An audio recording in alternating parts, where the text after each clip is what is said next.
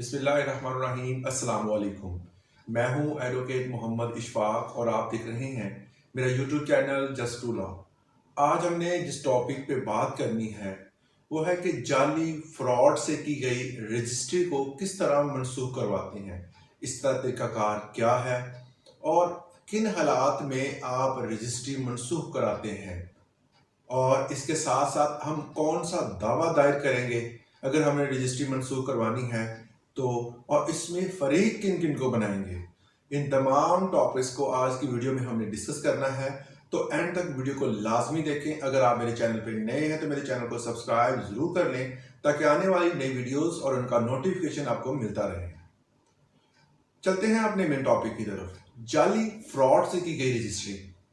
अब जो registry fraud से की गई है उसको किस तरह आपने मनसूख करवाना है और वो कौन से हालात होते हैं जिनमें रजिस्ट्री को मनसूख करवाया जाता है, जिसमें डिफरेंट किस्म के मैं आपको वजूहात बताऊंगा जिनमें रजिस्ट्री को मनसूख करवाया जाता है।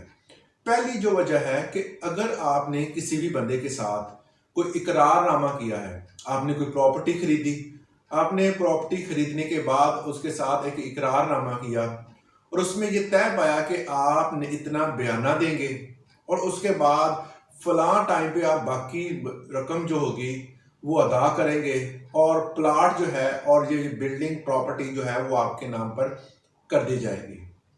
कुछ टाइम गुजरा, उसके बाद क्या होता है कि वो बंदा जो सेलर है वो प्लाट किसी और को मुंतकिल कर देता है और रजिस्ट्री भी उसी के नाम कर देता है। आपका बयाना, आपके जो जितने भी ट्रांसफर डीड जो आपने बनवानी थी, वो तमाम चीज़ें जो होती हैं वो वहीं पर ख़त्म हो जाती हैं। एक तीसरा बंदा आके वो रजिस्ट्री करवा लेता है और आपका बयाना जो होता है वो हजम हो जाता है, वो खा लेते हैं, वो आपको कुछ भी वापस नहीं करते। एक तो ये सूरत बनती है जबकि आपने इकरारनामा किया। दूसरी सूरत ये होती है कि आप किसी भी हाउसिंग सोसाइटी में क्या करते हैं कि एक साथ पर प्लॉट लेते हैं। ये बहुत ज़्यादा जो है वो फ्रॉड किया जाता है, इसको ज़रा आपने बड़ा ध्यान से सुनना है। एक साथ पर जब आप प्लॉट लेते हैं, आपने एक साथ पर प्लॉट लिया, आपका एग्रीमेंट साइन हुआ, किस्त जो थी हर माह आपने अदा करनी शुरू की।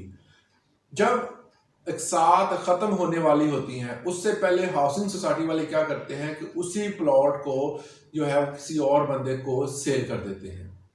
ऐसा बहुत बार हुआ है कि एक ही प्लॉट के एक साथ बहुत सारे अफराद अदा कर रहे होते हैं। मतलब यह है कि एक प्लॉट 10-12 बंदों को बेच दिया जाता है, उन बंदों से प्लॉट के पैसे भी लिए जा रहे होते हैं और उन्हीं के पैसों से आगे कारोबार किए जा रहे होते हैं। वो समझ रहे होते हैं कि साल के एंड में हमें ये प्लॉट मिलेगा, कॉर्नर प्लॉट मिलेगा या कमर्शियल प्लॉट मिलेगा। इसी आस में वो तमाम के तमाम 10 लोग जो होते हैं वो लगे होते हैं। एट द एंड क्या होता है कि उनमें से किसी एक फर्द को प्लॉट दे दिया जाता है, बाकियों को कहा जाता है जी हम इसके एवज आपको किसी और जगह प्लॉट दे देते हैं, या कहते हैं जी हम आपके पैसे वापस कर देंगे, जिस तरह आपने हमें दिए हैं हम उसी तरह आपके पैसे वापस करेंगे हम आपको, या हीले बहाने से वो पैसे वापस ही नहीं करते। इस तरह बहुत सारे लोगों के पैसे जो होते हैं वो डूब जाते हैं। वो प्लॉट जो दिखाया जाता है जिसके एक साथ वो अदा कर रहे होते हैं वो उनको नहीं मिलता। तीसरी सूरत क्या होती है कि आपने जायदाद किसी को आर्जी तौर पर दी, आपने कहा किसी को किराएदार बैठा लिया, वो 1 साल 2 साल या 3 साल रहा वहां पे, उसके बाद उसने उस पर कब्जा कर लिया, झूठी रजिस्ट्री बना ली, ये तमाम चीजें बनाकर वो बंदा बैठ गया, काबज हो गया। या आपने किसी रिश्तेदार को दिया रहने के लिए, चंद साल बाद वो उस पर काबज हो गया, अब वो उसको छोड़ने का नाम नहीं ले रहा, तो इस सूरत में भी आप उसकी रजिस्ट्री जो उसने बोगस बनाई हुई है उसको मनसूख करवा सकते हैं। इसकी चौथी सूरत क्या बनती है? चौथी सूरत ये बनती है कि मरहूम वालिद या वालदा की कोई जायदाद थी, वो धोखाधड़ी से उनकी वफात के फौरन बाद किसी बंदे ने जो है वो झूठा डेथ सर्टिफिकेट बनाकर या उनके दुनिया से जाने के बाद जो है वो एक रजिस्ट्री, बोगस रजिस्ट्री जो होती है वो पटवारी से या किसी और तहसीलदार से मिला के उन्होंने वो करवा ली, तो उस पर वो काबज होके बैठ गए। जब आपको पता चला कि ये जो फलां जायदाद थी और जिस पर फलां बंदा जो है वो उस पर काबज होके बैठ गया है, तो इस सूरत में भी आप उसकी रजिस्ट्री को मनसूख करवाने के लिए एक दावा दायर कर सकते हैं। ये तो वो सूरतें थी जिनमें आप किसी भी दूसरे फर्द जिससे आपने कोई एग्रीमेंट किया है, जिससे एक साथ पर प्लॉट लिया है, जिससे आपने आर्जी तौर पर दिया और उसने कब्जा कर लिया आपकी जायदाद पर, या आपकी विरासती जमीन पर कब्जा हो गया, इन तमाम सूरतों में आप कौन सा दावा दायर करेंगे? दीवानी दावा सिविल कोर्ट में दायर किया जाएगा। दीवानी दावा कौन सा होगा? Suit for declaration cancellation of specific performance of agreement permanent and mandatory injection. इस सूट में, इस दावे में इसकी ग्राउंड्स क्या होंगी, इन ग्राउंड्स को आज हमने यहाँ पे डिस्कस करना है। नंबर 1 पे आप इसके तमाम जो फैक्ट्स हैं, ऑल फैक्ट्स इसमें लिखे जाएंगे। आपने बताना है कि आपने कब लिया, इसका बयाना कब अदा किया गया, ठीक है, और उसके बाद इसको कब ट्रांसफर करना था, और इसमें तमाम वो हकाइक आपने बयान करने हैं किस जगह पे हुआ था। दूसरे नंबर पे आपने इसका जो एग्रीमेंट साइन हुआ था वो एग्रीमेंट साथ लाजमी लगाना है।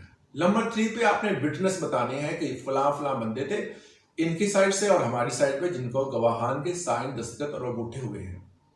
उसके बाद आपने पोजेशन बतानी है कि फलां जगह पर मौजूद थी मुझे, और हमें इन्होंने कहा था कि तब आपको इसकी जो है वो मुकम्मल तौर पर ट्रांसफर करके आपको इसका पोजेशन दे देंगे, मगर इन्होंने नहीं दी और फलां बंदे को दे दी है। उसके बाद ट्रांसफर टू अदर पर्सन, जिस दूसरे बंदे को उन्होंने ट्रांसफर किया है उसका भी मुकम्मल रिकॉर्ड बताना है कि फलां बंदे ने इस पॉइंट पे आके इस डेट को हमारे साथ जो है वो इनका मुआहदा हुआ था, और इस मुआहदे को तोड़ते हुए इन्होंने फलां डेट को जो है वो तीसरे बंदे से इन्होंने मुआहदा करके उसके साथ रजिस्ट्री कर दी। और उसके बाद knowledge of specific transfer of other person, जो खास बंदा है, जो स्पेसिफिक बंदा है, जो तीसरा बंदा है जिसको ट्रांसफर की गई, उसके बारे में भी आपने क्लियर बताना। अक्सर बात होता है वो अपने किसी करीबी बंदे को ट्रांसफर कर देते हैं और उसके बाद वो आपके साथ जो भी होता है मामला तय करते हैं और उसी प्लॉट को बाद में वो दोबारा फिर सेल कर देते हैं। तो इस चीज को भी आपने ज़हन में रखना है। ये तमाम ग्राउंड्स आपने उसमें लिखनी है। लिखने के बाद आपने इसमें फरीक किस किस को बनाना है। सबसे पहले आपने जो सेलर होगा, नंबर 1 पे जो फरीक होगा, जो टॉप पे फरीक है वो सेलर है, जिसने आपको बेचने का वादा किया था, जिसने आपकी जमीन पर झूठी जो है वो रजिस्ट्री करवा कर या उस बंदे को रजिस्ट्री, उस बंदे को मकान प्रॉपर्टी ट्रांसफर कर दी है। सेलर को आपने फरीक बनाना है पहला। नंबर 2 पे थर्ड पार्टी ट्रांसफर, जो जिस बंदे को इन्होंने ट्रांसफर कर दिया आपने उसको भी फरीक बनाना है। उसके बाद नंबर 3 पे आ जाता है आपने जो वहां पर कलेक्टर है उसको भी इसमें फरीक बनाना है। कलेक्टर के साथ तहसीलदार और एडीसीएलआर, मतलब अगर आपका कंप्यूटराइज खाता है तो आपने असिस्टेंट डायरेक्टर लैंड रिकॉर्ड को भी इसमें फरीक बना लेना है। और हल्का पटवारी को तो लाजमी आपने इसमें फरीक बनाना है, क्योंकि उनके बगैर आप वहां पर मौजूद जितने भी डॉक्यूमेंट्स तैयार हुए हैं उसको आप अच्छी तरह समझ नहीं सकते, उनको बयान नहीं कर सकते। वो ये तमाम सूरतें थी जिनमें आपकी रजिस्ट्री जो है वो पहले उन्होंने बोगस तैयार की, उसके बाद आपने किस तरह कौन सा सिविल दीवानी जो है वो दावा दायर करना है, उसके बाद किन किन को फरीक बनाना है। इसके बाद ये दावा दायर किया जाएगा और कोर्ट के मुताबिक इसको चलाया जाएगा। उम्मीद करता हूँ इस लेक्चर से आपने जरूर कुछ सीखा होगा।